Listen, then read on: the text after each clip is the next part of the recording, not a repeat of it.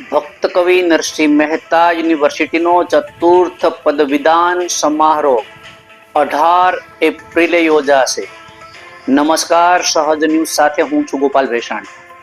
જૂનાગઢ સ્થિત ભક્ત કવિ નરસિંહ મહેતા યુનિવર્સિટીનો ચતુર્થ પદવીદાન સમારોહ તારીખ 18 એપ્રિલે સવારે 11 કલાકે બીએપીએસ મંદિરના મધ્યસ્થ મુખ્ય સભાખંડમાં યોજાશે।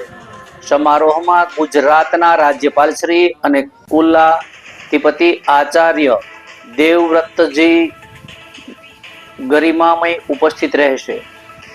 વર્ષ 2024-25 દરમિયાન અભ્યાસક્રમ પૂર્ણ કરનાર કુલ 27,476 વિદ્યાર્થીઓને અનુસ્નાતક, સ્નાતક, તબીબી, કાયદા સહિત વિવિધ ફેકલ્ટીની પદવીઓ એનાયત કરવામાં આવશે।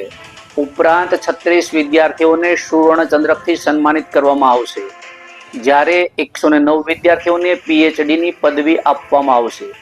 આ પ્રસંગે શિક્ષણ મંત્રી શ્રી પ્રદ્યુમ્ન વાજા, રાજ્ય મંત્રી ત્રિકમભાઈ છાંગા તેમજ આઈઆઈએમ અમદાવાદના પૂર્વ પ્રાધ્યાપક ડોક્ટર અનિલકુમાર ગુપ્તા વિશેષ ઉપસ્થિત રહેશે।